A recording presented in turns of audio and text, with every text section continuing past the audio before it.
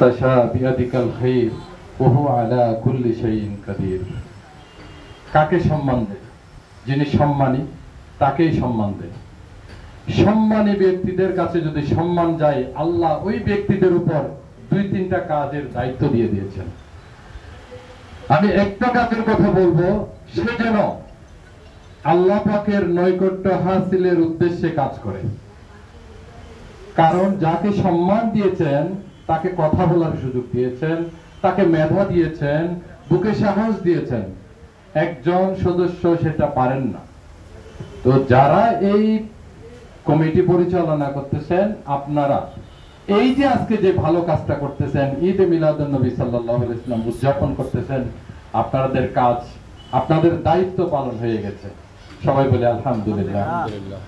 কাজ করলে হবে না, যার কারণে আমি করতে পেরেছি তার কাছে শুকরিয়া আদায় করতে হবে।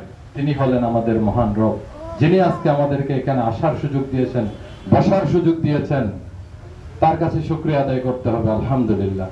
আমাদের মতো অনেক মানুষ আছেন, হসপিটালে শুয়ে আছেন, পা ভেঙে গেছে, হাত ভেঙে গেছে, কথা বলতে পারতেছে না, ডায়াবেটিস আক্রান্ত, এত বিরিয়ানির আয়োজন করেছেন, খাওয়ার সুযোগ পাচ্ছে না, আমাদেরকে সুযোগ দিয়েছে। আবারও বলি সবাই উচ্চস্বরে আলহামদুলিল্লাহ। তো যারা দায়িত্ব পালনে আছেন, আল্লাহ নবীর একটা সুন্নত হলো আগলিয়ে ধরতে বলেছেন। মহান রব পবিত্র কালামুল্লাহ শরীফে বারবার এই কথাগুলি বলেছেন, তোমরা বিশ্বাসীদের সাথে থাকো, তোমরা ইমানদারীদের সাথে থাকো, মুত্তাকিনদের সালেহিনদের সাথে থাকো। তো ওদের সাথে থাকলে ভালো কিছু শিখে যাবে। আর আমি যদি দায়িত্বশীল হয়ে আমি যদি ভালো কিছু না করি, আমাকে দেখে আরেকজন ভালো কাজ করবে কিভাবে? এটা সব সময় দায়িত্বশীলরা মাথায় রাখবেন। আমি একটা ঘটনা বলি। হুজুর পাক সাল্লাল্লাহু আলাইহি ওয়াসাল্লাম কেমন মানুষ ছিলেন, কেমন দয়াল নবী ছিলেন। একদিন নামাজের পরে আলোচনায় সবাই বসছিলেন সাহাবীদেরকে নিয়ে মদিনাতুল মুনাওয়ারাতে। তখন মদিনাতুল মুনাওয়ারা ছিলেন মাটির ঘর, খেজুর পাতার। ওই সময় একজন বদ্দিন এসে, একটা মহিলা এসে মসজিদের মাঝখানে বসে প্রস্রাব করে দিয়েছেন। তখন সাহাবীরা, আপনারা যারা আছেন, আমার মনে হয় পিছনের সারি যিনি বসছে উনিও দৌড় দিয়ে যাবে যে ওনাকে মারতে। তখন সাহাবীরা যখন দৌড় দিয়ে যাচ্ছিল, তখন হুজুর পাক সাল্লাল্লাহু আলাইহি ওয়াসাল্লাম সবাইকে থামাইছেন। ওই অবস্থায় ওনাকে ডাক দেওয়া যাবে না, কারণ উনি যে হাজতে বসেছেন, ওনাকে যদি ডাক দেওয়া হয় তার হাজত বন্ধ হয়ে যেতে পারে।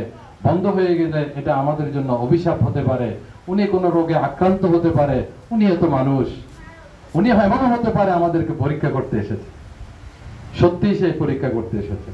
ওনার যখন প্রস্রাবের হাজত শেষ হয়ে গেছে, তখন ওনার কাজ শেষ করার পর হুজুর পাক সাল্লাল্লাহু আলাইহি ওয়াসাল্লাম সাহাবীদেরকে নির্দেশ দিলেন, এক বালতি পানি এনে ওই প্রস্রাবের উপর ঢেলে দাও, ওগুলি শুকাই গেলে মসজিদ পবিত্র হয়ে যাবে।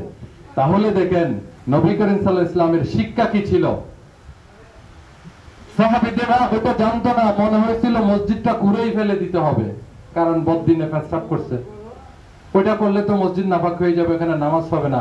আমাদের মধ্যে অনেকে জানি না যে এটা কিভাবে পবিত্র করতে হবে। হুজুর পাক সাল্লাল্লাহু আলাইহি ওয়াসাল্লাম তৎক্ষণিক শিখিয়ে দিয়েছেন, এক বালতি পানি মেরে দাও, ওটা শুকিয়ে গেলে মসজিদ পবিত্র হয়ে যাবে, নামাজ পড়ার যোগ্য হয়ে যাবে। সুবহানাল্লাহ। তখন ওই মহিলা বাইরে দাঁড়িয়ে আছে, কেউ কিছু বললো না কেন, কেউ কিছু মারলো না কেন, আমার উপর কেউ খেপে আসলো না কেন, সে চিন্তায় বাইরে দাঁড়ায় আছে, দেখি কেউ আসে কিনা, তখন আমি চিল্লাই বলবো আমাকে বেইজ্জত করেছে, আমাকে রেপ করেছে, আমাকে ক্ষতি করেছে। এই কথা যখন চিল্লানো হবে, নবী করিম সাল্লাল্লাহু আলাইহি ওয়াসাল্লামের বদনামি হবে। উনি এই আশা করে বাইরে বসে আছে।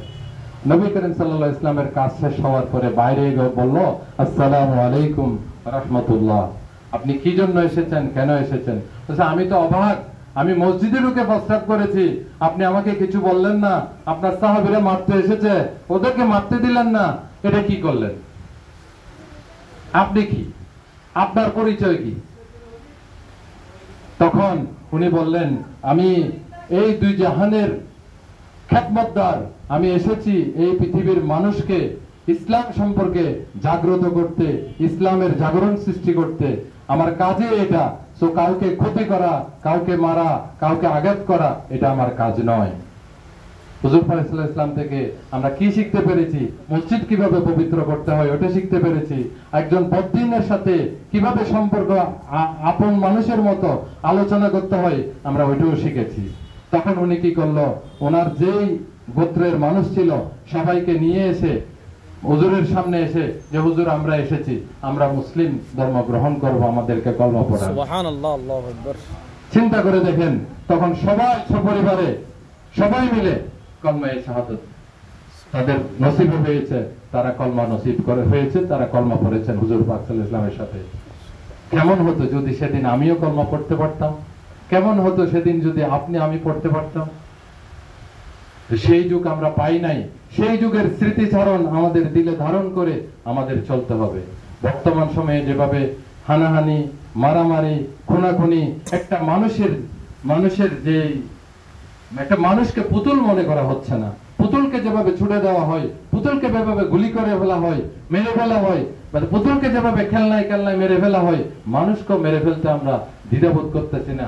তাহলে ধরে নেন আপনার ভিতরে মনুষ্যতা নাই, আপনার ভিতরে আল্লাহর ভয় নাই, আল্লাহর ভিতরে রসুলের প্রেম নাই। এটা যদি না থাকে আপনি তো মুসলমান না। সো আমরা আজকের এখান থেকে কি শিখতে পেরেছি? গতকালটা আমরা কিভাবে কাটিয়েছিলাম, কেমন ইবাদত করেছিলাম, আজকে কেমন করতেছি, কালকের থেকে একটু বেশি করতে পারছি কিনা, আগামী দিন আরো ভালো কিছু করতে পারবো কিনা, এই আশায় থাকতে হবে।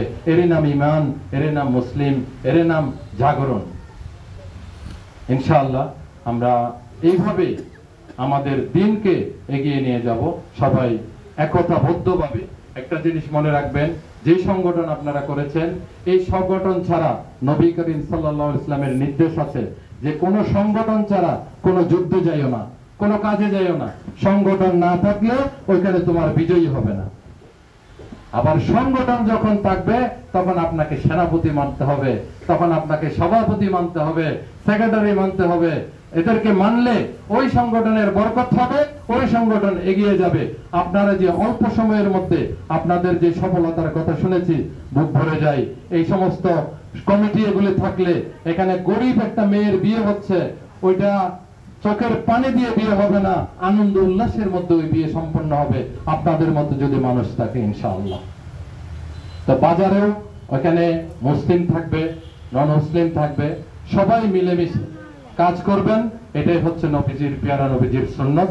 আমরা এটা মানবো, 5 ওয়াক্ত নামাজ আদায় করব এবং ভালো কাজের আদেশ করব, মন্দ কাজের নিষেধ করব। এটাই হোক আজকের স্লোগান। আমি আজকে যারা এই পবিত্র